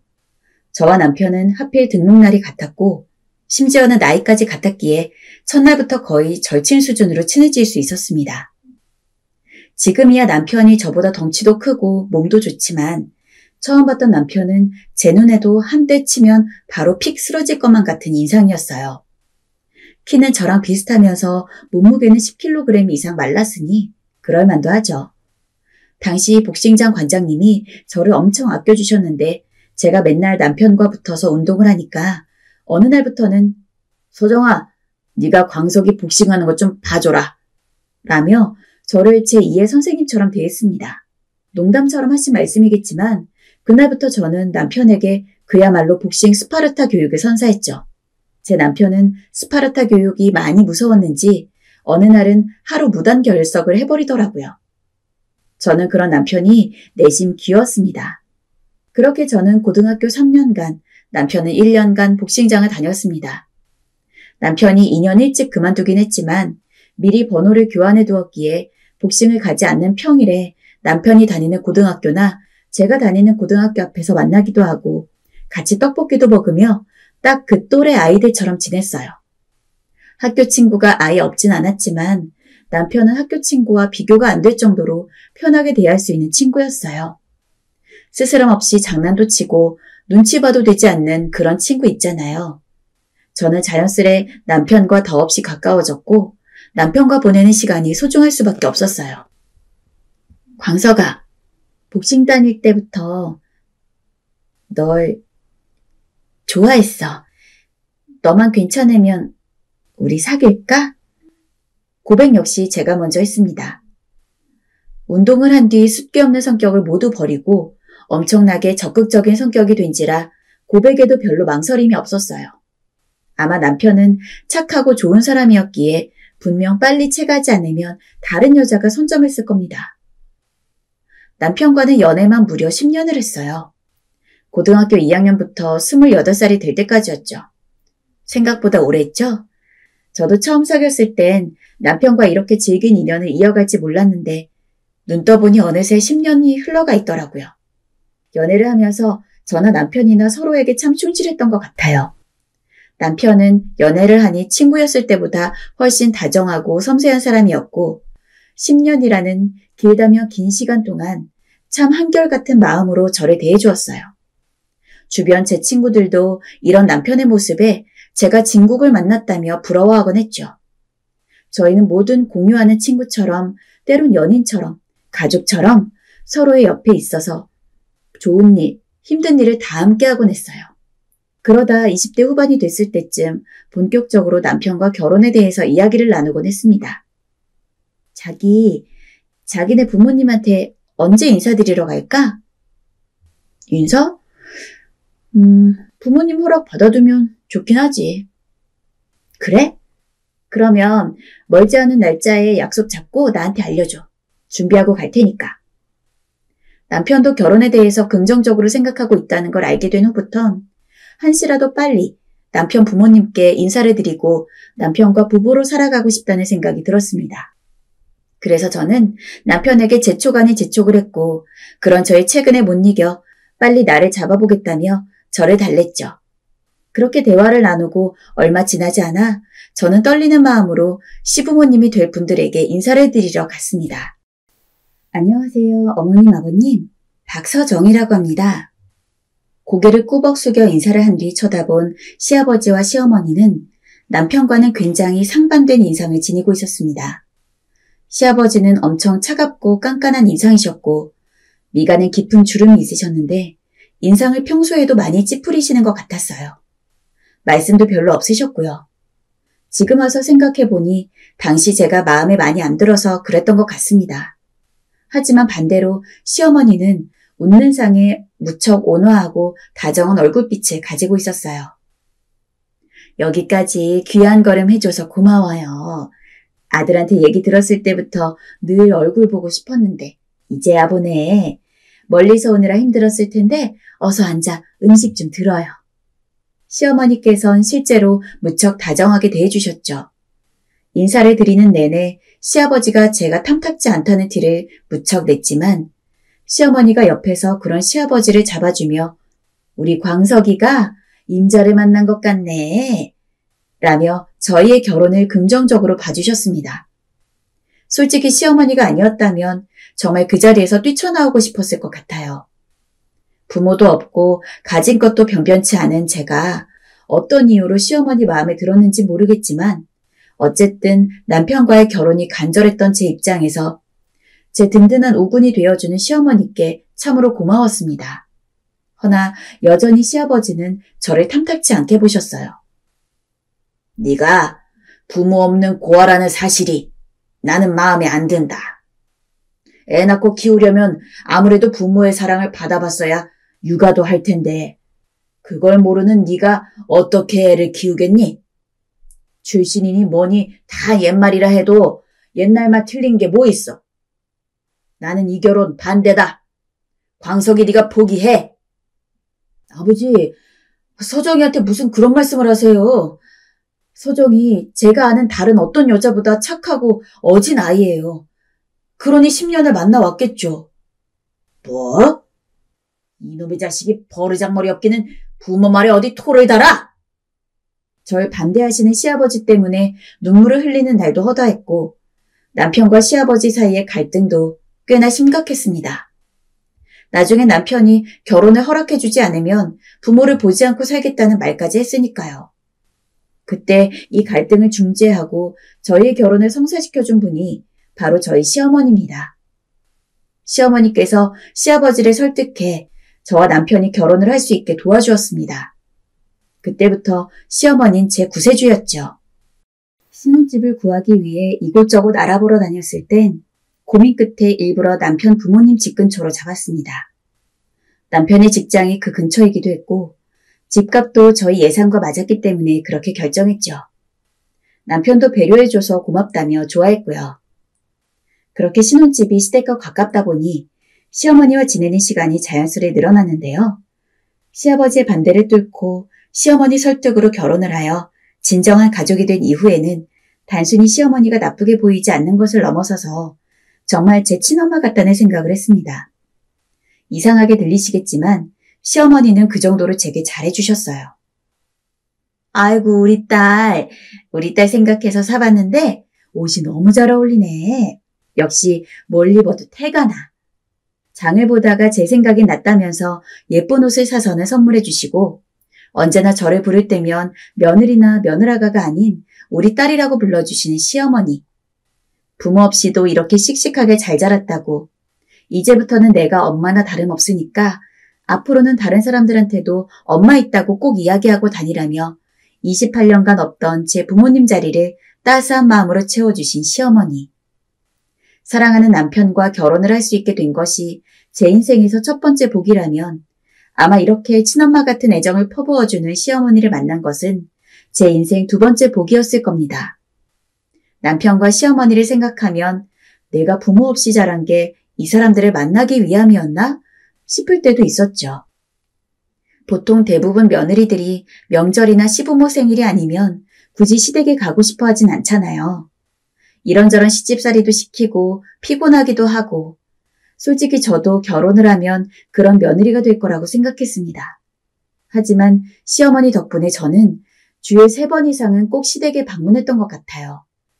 시어머니와 팔짱을 끼고 시장에 가고 가끔 외식도 하고 미리 봐둔 좋은 카페로 모시고 가서 시어머니가 좋아하시는 커피를 한 잔 놓고 오순도순 이야기를 나누던 나날들은 정말 행복 그 자체였어요. 어딜 가면 동네 어른들이 꼭 붙어있는 저와 시어머니 모습을 보고 어머, 엄마랑 딸이 어쩜 사이가 너무 좋네요. 라며 친모녀로 오해하는 일들이 부지기수였고 저희는 그때마다 제가 엄마를 엄청 좋아하긴 하죠. 하나뿐인 딸인데 왜 안 이쁘겠어요. 라며 너스레를 떨곤 했습니다. 결혼하고서까지 연을 이어오던 친구는 없던 저와 평생 동안 자식 뒷바라지하며 집을 위해 헌신하느라 그 고운 성품에도 불구하고 주변에 사람이 없던 시어머니. 이런 저희 둘은 때로는 평범한 시어머니와 며느리처럼 또 어떤 때는 마치 친딸과 친엄마처럼 가끔은 나이를 넘어선 절친한 친구처럼 시간을 보냈습니다. 광석이는 지혜비 안 닮고 착하게 자라서 얼마나 다행인지 모른다. 네? 에휴, 네 시아버지 정말 유난스러운 사람이었어. 내가 얼마나 고생했는지 몰라. 시어머니는 종종 제게 본인 시집살이 이야기를 해주시곤 했습니다. 시아버지는 말 그대로 딱 가부장적인 남자의 표본으로 여자가 집안일을 하고 남자가 바깥일을 하는 것을 굉장히 당연시 여기는 분이었다고 해요. 그래서 남자가 손에 물 닿으면 정말 죽기라도 하는 줄 알고 온갖 유난을 다 부렸다고 합니다. 실제로 제가 시댁에 다니면서 본 시아버지 모습은 시어머니 표현 그대로였어요. 밥을 차려도 본인은 손 하나 까딱 안 한 채 거실에 앉아서 TV를 보고 있고 시어머니와 시어머니를 돕는 제가 무조건 식사를 담당했죠. 심지어 남편이 어렸을 때는 시아버지와 남편은 상에서 시어머니는 바닥에서 밥을 먹기까지 했는데 남편이 성인이 된 뒤 말도 안 되는 습관이라면서 바락바락 대든 덕에 그나마 지금은 두 분이 같은 상에서 밥을 먹을 수 있는 거라는 이야기도 하셨습니다. 정말 그 얘기를 듣는데 어머니가 너무 가엾고 안쓰럽게 느껴지더라고요. 그래서 힘들게 살아오신 만큼 앞으로는 제가 더 시어머니께 잘해드리고 효도를 해야겠다는 생각을 했던 것 같아요. 그러던 어느 날 저와 남편이 일 끝나고 시댁으로 넘어가 저녁을 먹고 있었는데요. 시아버지께서 시어머니가 힘겹게 차린 식사에 갑자기 지적을 하시는 겁니다. 아니, 당신 내가 음식 차릴 때 머리카락 신경 쓰라고 했지? 그 곱슬머리 묶고 음식을 좀 하든가. 더럽게 이걸 어찌 먹으라는 거야? 내 말이 우스워? 당신 남편이 우스워? 어머닌 당황스러운 얼굴로 아버님이 가리키신 음식을 쳐다보셨어요. 짧고 구불구불한 머리카락 하나가 미역국 위에 둥둥 떠 있었죠. 그제야 어머닌 미안하다고 하면서 아버님의 미역국을 치우셨습니다. 아버님은 어머님이 미역국을 새로 내올 때까지도 표정에 온갖 불만이 가득하셨습니다. 여자가 요리 하나 제대로 못해서 같이 어찌 사냐. 내가 머리카락 조심하라고 그리 말했거늘 또 이런 일을 일으키느냐. 입 밖으로 계속 궁시렁궁시렁 어머님 욕을 하고 계셨고요. 보고 있으니 정말 제가 다 민망스럽고 화가 날 지경이었습니다. 평소 아버님이 어머님한테 함부로 대하신다는 건 알고 있었지만 숟가락을 집어던지시며 하시는 행동은 도를 지나쳤다는 생각이 들더라고요. 그때 상황을 보다 못한 저희 남편이 한마디 했습니다. 아버지, 어머니가 여러 가지 음식 만들다 보면 머리카락 좀 넣을 수도 있지. 그게 그렇게 불쾌하세요? 지금 어머니 안색 보니까 어디가 좀 아프신 것 같은데 가뜩이나 아파서 상도 차리기 힘드셨을 분한테 꼭 그리 말씀하셔야겠어요. 어머니 아픈 줄 알았으면 저희 여기 오지도 않았을 거예요. 그리고 아버지도 어머니가 아픈 거 아셨으면 미리 오지 말라고 말씀을 좀 해주셨어야지. 왜 힘들게 음식을 차리게 하세요? 남편은 그간 가부장적인 아버지 때문에 화가 났던 게 쌓였는지 다소 높은 목소리로 화를 냈고 남편의 말에 갈등은 더 크게 번졌습니다. 너 지금 말본새가 그게 뭐냐? 내가 너한테 그러라고 가르쳤어? 어디 감히 부모한테 이래라 저래라 명령질이야? 내가 네 엄마한테 머리카락 떨어뜨리지 말라고 주의 준 게 그럼 잘못된 거야? 옛날이어서 봐라. 이런 일이 있었으면 네 엄마 진즉 쫓겨났어. 밥상에도 못 앉았다고. 지금이 옛날입니까? 어머니도 이제 나이가 드셨어요. 늙으셨다고요. 어머니 그만 좀 닥달하세요. 저 어렸을 때부터 어머니가 조금만 뭐 잘못하시면 그렇게 못 잡아먹을 듯이 괴롭히시더니 어떻게 나이가 드셔서도 계속 그러세요? 어머니가 우울증 약 먹고 계시는 거 아버진 모르시죠? 다 아버지 때문이에요. 뭐? 우울증 약? 고깟 기분 좀 안 좋은 걸로 약 먹었으면 나는 이미 수백 알은 먹었을 거다. 자식이나 여편네나 유난 떨기는. 너 이날 입대껏 입혀주고 키워준 부모한테 버럭버럭 소리 지르는 꼬라지 보니 정신병은 네가 걸린 것 같다. 당장 무릎 꿇어라. 당장 무릎 꿇고 사과하라고. 아버님. 아유, 그만해요. 다 내 잘못이야. 내가 죄인이야. 그만해요, 그만. 무슨 일만 있으면 무릎 꿇고 사과하라는 시아버지. 이 모든 일의 원인을 제공하셨으면서도 본인은 가장 떳떳하셨습니다. 도저히 말이 안 통하는 분이었습니다. 결국 어머니는 이 모든 일이 다 자기 때문이라며 밥상에서 울음을 터뜨리셨고 저는 어머님을 데리고 밖에 나가 진정을 시켜드려야 했습니다. 손수건에 얼굴을 묻고 한참을 끄끄거리시는 어머니를 보니 너무도 마음이 좋지 않았습니다. 서정아, 정말 네 보기에도 창피하구나. 내가 이날 이때껏 이러고 산단다. 이러고 살아. 어머니, 아휴, 대체 언제쯤 전 양반은 철이 들런지 어머니는 너무도 힘겨워하셨고 전 그런 어머니를 감싸 안고 토닥거리며 그저 모든 게 잘 될 거라 위로해드리는 수밖에 없었습니다. 설령 그 말이 거짓 위로라 하더라도요. 대신 그날 이후 저는 어머니에게 더 잘해드리기 위해 어머니의 상심을 더 달래드리기 위해 많이 노력했습니다. 어머니가 평소 가보고 싶으셨던 영화관도 같이 가서 영화도 보고 먹고 싶어하는 게 있으시다면 어딜 가서라도 꼭 구해와 어머니 입에 넣어드렸죠. 남편은 제 시간 쪼개서 어머니 돌보는 걸 알곤 그렇게까지 안 해도 된다 했지만 그땐 그렇게라도 해야 제 마음이 편했어요. 내가 며느리 복이 많은 줄 알았다면 사는 게 덜 힘들었을 텐데 하고 말하는 어머니를 보면 내가 그래도 어머니께 도움이 되는구나, 기쁨이 되는구나 싶어 안심이 되곤 했습니다. 하지만 하늘이 무심하단 말은 이럴 때 하는가 봐요. 제가 시어머니와 함께 할 시간은 그리 길지 않았습니다. 어느 날 어머니께서 제 손을 붙들고 너무 충격적인 말씀을 하셨죠. 서정아, 나 어찌하면 좋니? 어머니, 무슨 일이세요?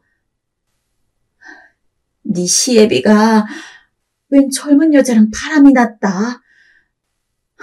내 그동안 네 시애비한테 서럽고 슬픈 건 많았어도 적어도 나랑 광석이한테는 충실한 남편이자 아버지라고 생각했기에 꾹 참았는데 어떻게 그런 새파란 어린애랑 너무 원통하다. 내가 이런 꼴을 당하려고 늙은 나이까지 참고 살았는지. 아이고. 한참을 울다 지치신 어머니는 그 자리에서 쓰러지시고 말았죠. 전 어머니를 데리고 응급실로 가야 했습니다. 하루 만에 완전히 파리해진 몰골이 되신 어머니를 보니 눈물이 그치지 않았습니다. 너무나 분하고 서러웠죠. 귀여운 남편도 어머니를 보더니 시아버지를 향해 분통을 터뜨렸고요. 내 이럴 줄 알았어. 아니, 아버지는 어떻게 어머니 두고 그런 파렴치한 짓을 저지를 수가 있어? 하지만 남편과 제가 뒤에서 아무리 뭐라 해봤자 시아버진 그 상간녀와 관계를 끊을 생각도 하지 않으셨고 어머니를 향해 빌 생각도 안 하셨어요. 그저 지켜보고만 계셨죠. 어머니는 그 사건으로 큰 병을 얻었습니다. 돈을 들여 온갖 검사를 다 해봤지만 마땅한 병명조차 없었어요. 원인이 불분명한 병이었습니다. 원래부터 몸이 그리 강하지 않은 분이었던지라 저는 걱정이 될 수밖에 없었습니다. 그래서 다니던 직장도 그만두고 어머니를 간호하기 위해 시댁으로 들어갔어요. 남편의 벌이로는 생활이 빠듯하긴 했지만 그땐 시어머니의 회복만이 중요했으니까요.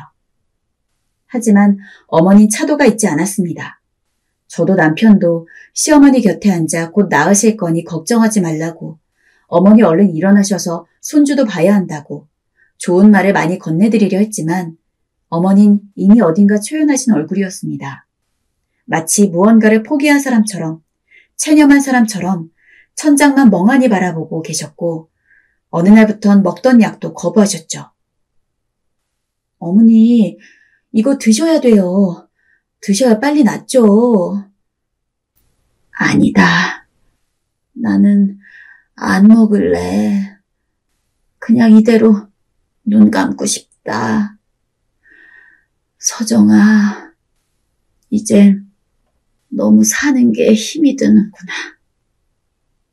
많이 살았다 싶어. 너무 오래 살았다 싶어. 제 앞에서 웬만하면 약한 소리 같은 건 안 하시던 분이었지만 이 일을 겪고 충격이 너무 크셨는지 어머니는 삶과 이별하려는 준비를 하시는 듯 했습니다. 나중엔 환청을 듣는 듯한 혼잣말을 중얼거리기도 하셨고 전 그런 어머니 모습을 보며 혹시나 잘못될까 싶어 가슴만 졸였습니다. 정말 화가 나는 건 이 시기에도 시아버지께선 그 어떠한 행동도 하지 않으셨단 거예요. 사람이라면 잘못을 빌고 용서해달라는 말을 거칠게라도 할 만한데 그것조차 안 하셨죠. 그리고 남편을 통해 들으니 심지어 상간녀와 계속 연락을 주고받는 듯 했습니다. 어머니께서는 정작 충격으로 쓰러지셔서 병을 얻어 누워있는데 몰래 연락을 주고받는 시아버지를 보고 있으면 입에 담기 힘든 욕지거리가 입 밖으로 새어나오곤 했습니다. 그러던 어느 날 안타깝게도 시어머니는 시름시름 앓다가 얼마 지나지 않아서 돌연 세상을 떠나시고 말았습니다. 아직도 기억이 납니다. 어느 새벽이었어요.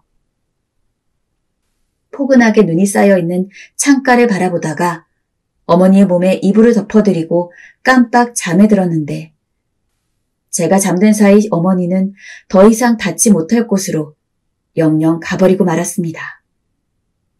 시어머니의 장례식장에서도 저는 어머니와의 갑작스런 이별을 믿을 수가 없었어요. 내가 좀 더 잘해드렸어야 되는데, 나라도 나서서 시아버지한테 화를 냈어야 되는데 하는 생각만 들었습니다. 남편도 옆에서 힘들어하기 마찬가지였습니다. 그러나 아무리 후회를 하고 땅을 쳐봐도 영정사진 속 시어머니는 다시는 제 곁으로 돌아오지 않았죠.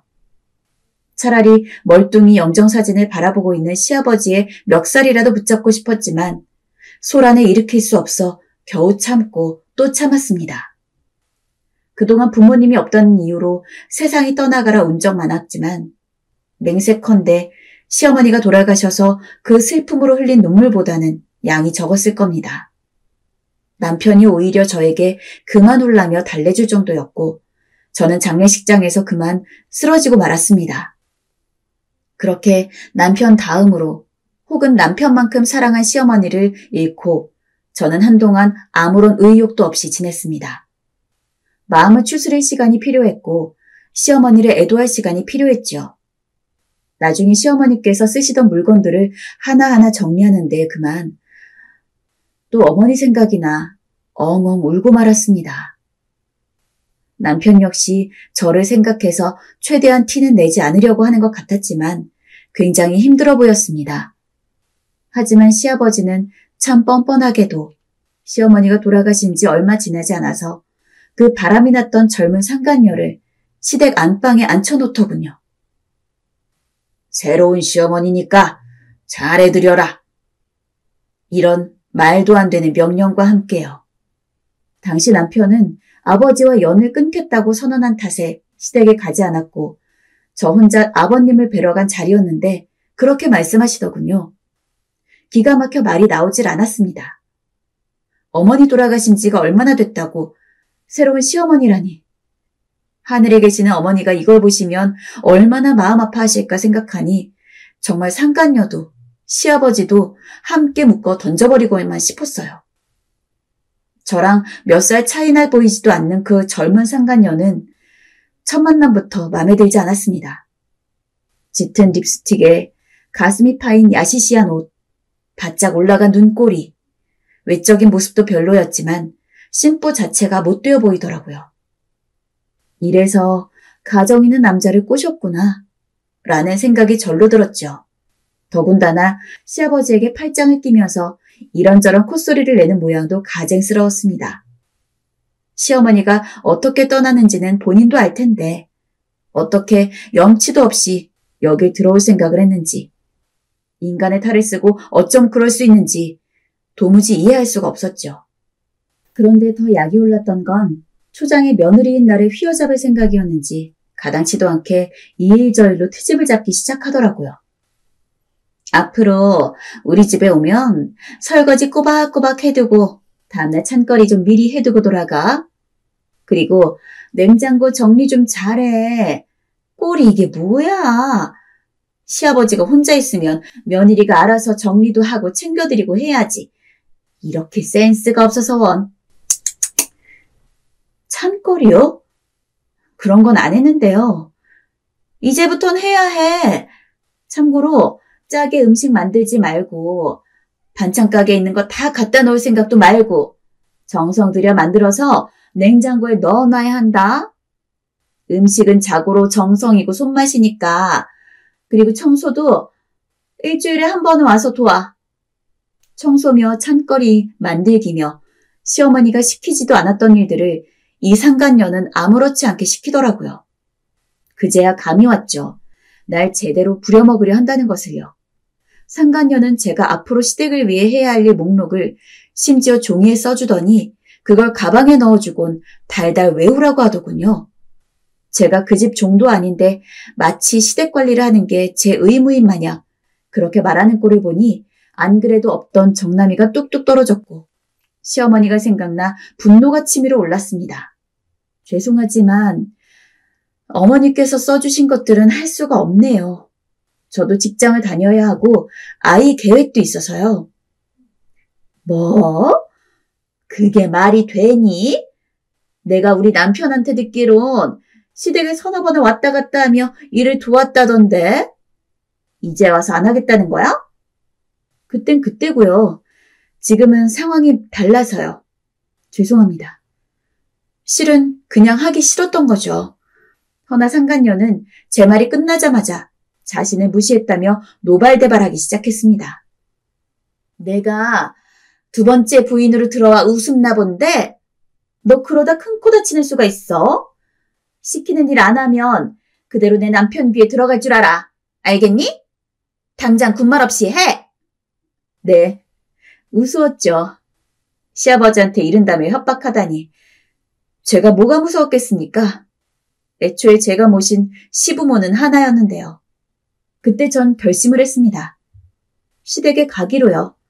그리고 상간녀를 쫓아내기로요. 사실 전 그 상간녀가 시댁에 들어온 뒤부터는 명절에도 시아버지 생일에도 시댁에 가지 않기로 제 자신과 약속을 했었습니다. 하지만 막상 상간녀가 그렇게 집주인 행세를 하는 것을 보고 돌아가신 시어머니를 위해서라도 제가 가만히 있으면 안 되겠더라고요. 그리고 하늘에 계신 시엄마를 위해서라도 본때를 보여주고 싶었습니다.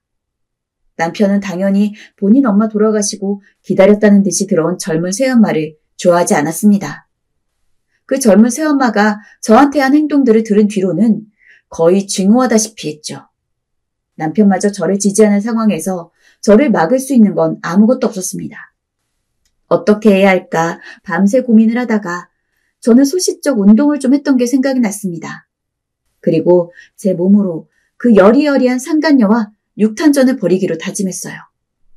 저는 시아버지가 출근을 하고 나면 그 시간에 맞춰서 시댁으로 가 상간녀와 얼굴을 보며 실수인 척 가장하여 등이며 머리며 온갖 곳 구석구석 때리기 시작했어요. 아! 어머, 어머니, 등에 먼지가 있어서 떼어드리려고 했는데 아프셨나 봐요.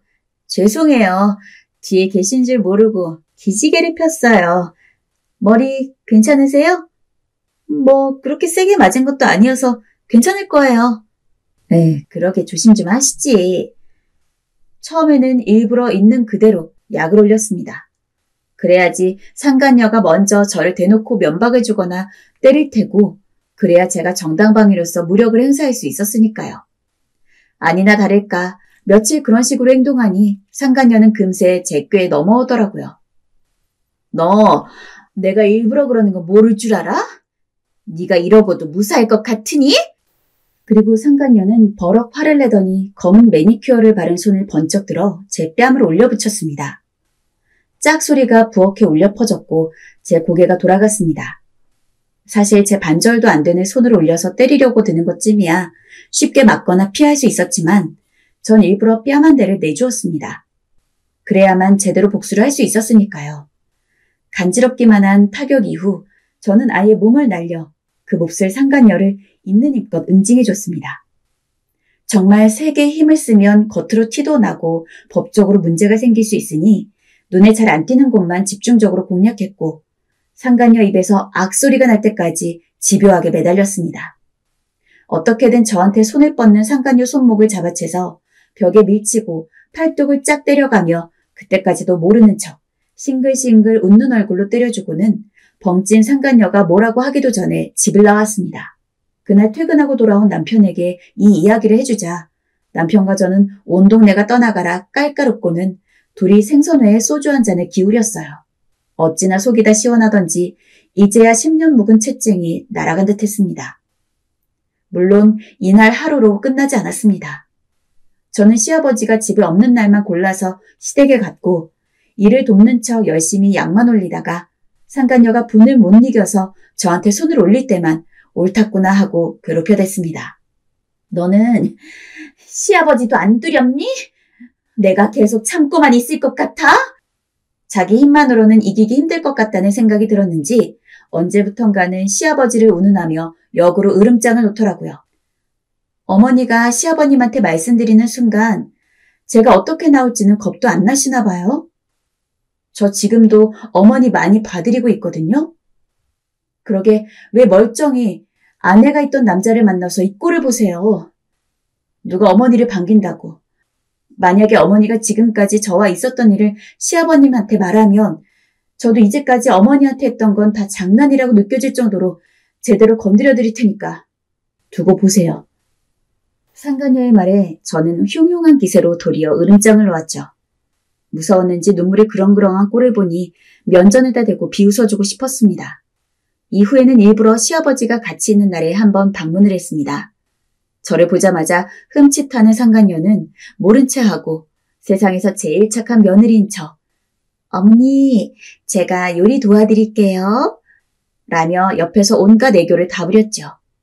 차마 뭐라고 하지도 못하는 상간녀가 주먹을 쥐고 파들거리는 것도 모른 채 멍청이같이 흡족해하는 시아버지를 보자니 할 수 있으면 평생 동안 이렇게 시댁에 들락거리면서 마음껏 엿을 먹이는 것도 나쁘지 않을 것 같다는 생각이 들었습니다. 하지만 이 짓을 1-2달 정도 했을 무렵 작은 일이 일어났죠. 어디 며느리가 시어머니한테 그따위로 굴어? 당장 무릎 꿇어라! 바로 상간녀가 시아버지한테 제가 괴롭혔던 것을 다 털어놓고 자기 친정으로 도망을 간 것이었죠. 덕분에 집에서 늘어지게 TV를 보고 있던 저는 불시에 시댁으로 불려가서 무릎을 꿇고 앉아 시아버지의 설교를 들어야 했습니다. 차라리 이대로 상간녀가 영원히 떠나준다면 좋았겠지만 시아버지 말하는 걸 보아하니 금방 다시 돌아올 것 같았기에 일단 수그리고 사과하는 척을 했습니다. 그리고 시어머니를 생각하면 시아버지에게도 할 말은 많았지만 다음을 생각하면 참았습니다. 죄송해요, 아버님. 제가 좀 더 어머니께 잘할게요. 부당한 일들을 많이 시키셔서 저도 모르게 화가 났나 봐요. 됐다.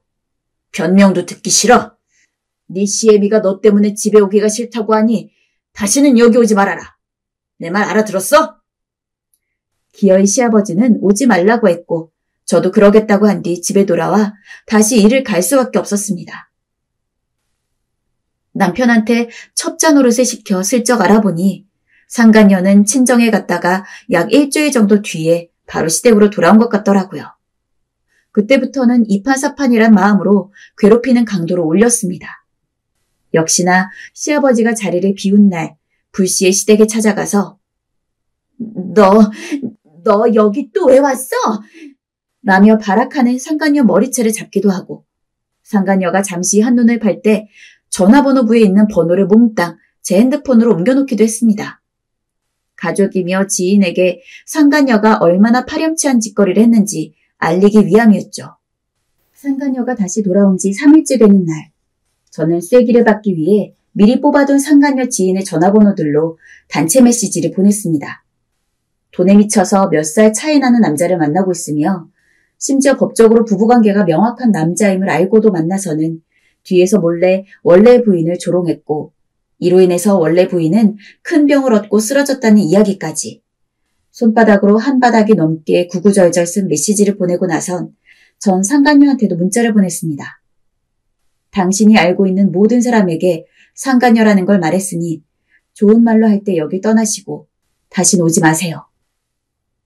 제 문자에 상간녀는 아무런 답장도 하지 않았습니다. 며칠 후 그렇게까지 하니 상간녀도 더 이상은 여기 붙어 있을 수가 없었는지 짐 싸서 아예 멀리 도망을 갔더라고요. 시아버지가 절 향해 길길이 날뛰는 걸 보고 알았습니다. 하지만 제가 바라던 완결이 났으니 이제 더 이상 시아버지 얼굴을 볼 필요도 없었죠. 그래서 전 시아버지한테 그간 드리고 싶었던 말을 할 수 있었습니다. 아버님은 평생 반성하면서 사세요. 앞으로 죽어도 우리 원래 시어머니 같은 분, 좋은 분은 못 만날 테니까요. 그리고 앞으로 전 다시 시댁에 오지 않겠습니다. 뭐야? 이제 아버님은 자식도 없으시고 며느리도 없으신 겁니다. 더 이상 저희한테 연락하지 마세요. 시아버지는 당장이라도 노하셔서 제 머리채를 잡아챌 기세였지만 저는 당당히 그 집을 나왔고 그 후부턴 조금이라도 편하게 발을 뻗고 잘 수 있었습니다. 지금 그렇게 사건이 마무리된 지 한 달 정도 지났는데요. 남편한테는 시아버지가 꾸준히 연락을 하는 모양이지만 남편 선에서 칼같이 차단을 하고 있는 모양이에요. 시아버지가 이제 와서 무슨 이야기를 하려고 그렇게 연락에 목을 매는지 모르겠지만 일단 저도 그렇고 남편도 그렇고 부족하게나마 복수는 다 한 느낌입니다. 이제는 원래부터 시아버지 없던 셈 치고 그냥 돌아가신 시어머니만을 진짜 시어머니로 부모로 생각하고 남은 인생을 살려고 합니다. 다신 시댁에 갈 일이 없긴 하지만 진정 둘만 남으니까 시어머니가 더욱더 보고 싶은 것 같아요. 어머니께서 해주시던 밥상과 다정한 말들이 생각나고 그리워져서 혼자 눈물을 짓게 되네요. 이번 생뿐이 아니라 다음 생에도 저희 시어머니 같은 사람을 만날 수 있을지 모르겠어요. 다만 신이 있다면 나중에 제가 죽고 나서 다시 태어났을 때 또다시 제 남편과 시어머니와 연을 만들어 주셨으면 합니다. 그것만이 제 남은 소원이에요. 지금까지 제 이야기를 들어주신 분들 모두 감사드립니다. 이렇게 누군가에게 이야기를 하기 위해 제 사연을 정리하자니 그 당시 생각도 나고 여러모로 많은 감정이 들었습니다. 이야기를 들어주신 여러분께서도 소중한 인연과 좋은 하루 보내시고 또 그리운 분들이 있다면 그분들 생각하며 소주 한 잔 기울여 보시는 것도 좋을 것 같아요. 모두 감사합니다.